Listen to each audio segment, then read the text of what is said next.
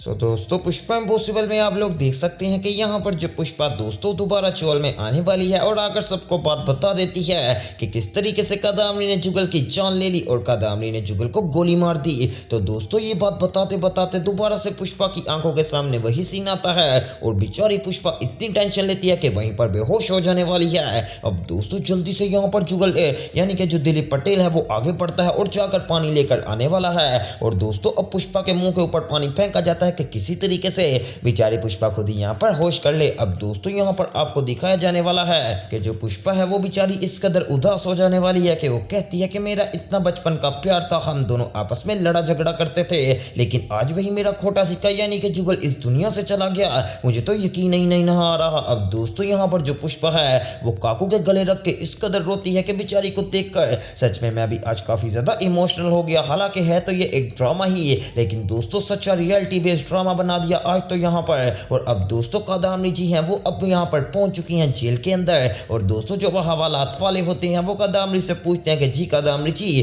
क्या आप बता सकती हैं कि आपने जुगल जी के ऊपर गोली क्यों चलाई और इतनी रात को आप वहां पर क्यों पहुंची थी। अब दोस्तों मुझे समझ नहीं आ रही क्या कादामनी सारी सच्चाई बता देगी रेखा बहन वाली या फिर कोई ना कोई बात फिर दोबारा से छुपा जाएगी, क्योंकि जिसकी आदत जो होती है वो कभी बदल नहीं जाती और कादामनी की हमेशा से आदत यही रही है कि वो हमेशा से झूठ बोलती आई है। क्या वो इस बार भी झूठ बोलेगी या फिर कोई सच वगैरह का साथ दे देगी। फिलहाल मुझे उम्मीद तो कोई नहीं लग रही कि वो सच का साथ देगी, लेकिन फिर भी हम सोच सकते हैं कि आगे क्या होगा। अब दूसरी तरफ दोस्तों दिखाया जाता है कि यहाँ पर प्रार्थना आ जाने वाली है अपनी गाड़ी में और आकर पुष्पा इम्पॉसिबल से मिलती है और कहती है कि मम्मी और दरअसल अब ये मेरी ड्यूटी है, मैं आपसे सिर्फ और सिर्फ आपका बयान लेने आई हूँ कि आखिरकार आप यहाँ पर कल रात को कैसे वहां पर गई थी। तो दोस्तों अब पुष्पा बताने वाली है कि मुझे एक औरत का फोन आया था जो कि मुझे कह रही थी कि तुम्हारी जिंदगी बदल देगी एक बात जो मैंने तुम्हें बतानी है, इसलिए अकेले मेरे पास मिलने आ जाना। तो मैंने सोचा कि चलो ठीक है कोई ना कोई ऐसी बात तो जरूर होगी, तो मैं उससे मिलने के लिए चली गई थी। लेकिन जब मैं वहां पर पहुंची तो वहां पर पहले कोई भी नहीं था और जैसे ही मैं थोड़ा सा आगे बढ़ी तो मैंने देखा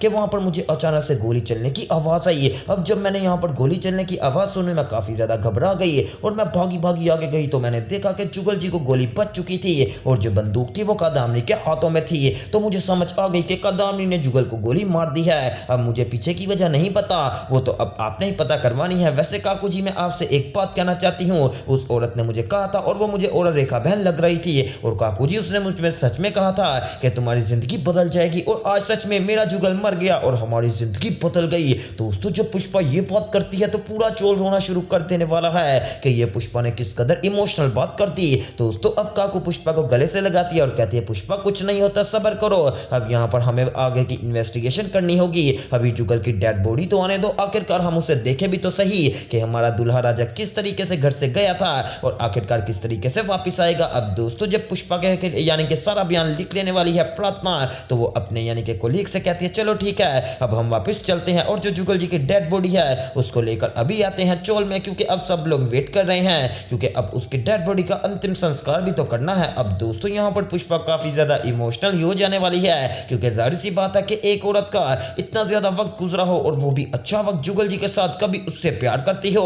और कभी उनसे बहुत ही ज्यादा यहाँ पर खेलती वगैरह हो और कभी कभार झगड़ा हो और वो बंदा यहाँ पर छोड़ कर चला जाए, किस कदर दुख देती है ये बात तो हम सब लोग समझ ही सकते हैं। अब दोस्तों यहाँ पर फाइनली गाड़ी आ जाने वाली है जिसके अंदर बेचारे जुगल की डेड बॉडी होती है। अब दोस्तों यहाँ पर सारे चोलवासी भी आ जाते हैं और जुगल की डेड बॉडी को निकाला जाता है। दोस्तों जैसे ही जुगल की डेड बॉडी को निकाला जाया है तो आप लोग देख सकते हैं कि क्या ही फ्रेश बॉडी लग रही थी, लेकिन बात करने का मकसद ये है कि डेड बॉडी को देखकर पूरे चोलवासियों के आंसू तो यहाँ पर बंद ही नहीं होते और हर बंदा काफी ज्यादा इमोशनल हो जाता है और साथ ही साथ पुष्पा यहाँ पर देखकर जुगल को उस बेचारी से रहा नहीं जाता और वो जल्दी से आगे बढ़ती है और जुगल जी के गले लगकर जोर जोर से इमोशनल होकर रोना शुरू कर देने वाली है। दोस्तों अब यहाँ पर आगे बढ़ता है चिराग और कहता है मम्मी साइड पे हो जाओ, अब डेड बॉडी का यहाँ पर पंडित जी भी आ गए हैं। तो दोस्तों पुष्पा कहते हैं नहीं चिराग तू नहीं समझ सकेगा मेरा इसके साथ कितना ज्यादा प्यार है, तुम लोग तो अभी कल के बच्चे हो, हम तो यहाँ पर बचपन से ही एक साथ इकट्ठे बड़े हुए हैं, अब अगर वही दोस्त मेरा चल जाए जिसके साथ मेरा इतना प्यार था तो मेरे ऊपर क्या ही बीतेगी। दोस्तों वैसे हम लोग यहाँ पर पुष्पा की इस यहाँ पर बात को एग्री तो कर सकते हैं कि जाहिर सी बात है कि इतना ज्यादा प्यार डाला हो और अचानक से वो बंदा इस दुनिया से ही चला जाए, बंदे का मन ही नहीं करता इस दुनिया में रहने का। अब दोस्तों फिलहाल यानी कि जो जुगल जी की बॉडी है उसको सारे फूलों वगैरह से सजा दिया जाने वाला है, क्योंकि आपको पता है कि यहाँ पर डेड बॉडी जलाने से पहले इस तरह के सारे यहाँ पर सारा काम वगैरह कर लिया जाता है। अब दोस्तों यहाँ पर पुष्पा बार बार उसकी डेड बॉडी को देखकर वही सीन याद करती है कि किस तरीके से जुगल पहले दिन यहाँ पर पुष्पा से मिला था और दोनों आपस में झगड़ रहे होते थे। और दोस्तों यहाँ पर काकू भी वो चीज याद कर रही होती है कि कितना अच्छा जुगल था, ताना बाना में काम किया करता था और हम सबके साथ शुगर मेला, कभी इससे मजाक कभी उससे मजाक, उसने तो कभी दिल पर बात ही नहीं लगाई थी। लेकिन आज ऐसा क्या मसला बन गया जो उसको यहाँ पर बात दिल पर लगानी पड़ ही गई। अब दोस्तों यहाँ पर हर बंदा देख ही रहा होता है कि अचानक से पीछे से यहाँ पर एक वैन की आवाज आती है तो हर बंदा काफी ज्यादा चौकस हो जाता है कि कौन आया है। तो दोस्तों पीछे हमारी यहाँ पर बहुत ही बदकुत्तार, बहुत ही यहाँ पर कदामनी आ गई है और दोस्तों कदामनी को देखकर पुष्पा कितना ज्यादा गुस्सा होती है ये मैं लफ्जों में बयान नहीं कर सकता। अब दोस्तों कदामनी आते साथ ही अपना ड्रामा शुरू कर देने वाली है और इमोशनल होकर कहती है कि जुगल जी आप मुझे क्यों छोड़कर गए। तो दोस्तों बार बार पुष्पा अब गुस्से में कदामनी की तरफ ही देख रही होती है कि आखिरकार ये क्या एक्टर हो रहा है, कभी यहाँ पर खुद ही गोली मार देती है और आज खुद ही रो भी रही है। अब दोस्तों फिलहाल यहाँ पर जब सारा सीन वगैरह हो जाने वाला है और आकर वो यहाँ पर जुगल जी से लास्ट टाइम मिल जाती है तो दोस्तों तभी यहाँ पर पुष्पा कहती है कि कदामनी जो तू कर रही है ना ये बिल्कुल गलत किया है तूने, तो अब मैं तेरी बेटी को तुझे कभी वापस नहीं करूंगी। दोस्तों जब यहाँ पर ये बात करती है ना पुष्पा तो कदामनी कहती है अरे पुष्पी तूने क्या मुझे पागल समझा हुआ है, मैं अपनी बेटी तुझसे वापस लेकर ही रहूंगी चाहे इसके लिए तू जो मर्जी कर ले। तो दोस्तों साथ ही पुष्पा कहती है अबे कैसे ले लेगी, तू तो अभी जेल में है और ये केस काफी ज्यादा लंबा भी जाएगा। तो दोस्तों साथ ही कदामनी कहती है कि मैं जेल से बहुत जल्द वापस आऊंगी, जा ये पुष्पा मैं तेरे से वादा करके जा रही हूँ। दोस्तों पता नहीं कदामनी ने ऐसी बात क्यों की, कहीं ऐसा तो नहीं कि दोबारा से जेल के अंदर कोई कदामनी का जानने वाला हो जो कि कदामनी की सिफारिश करे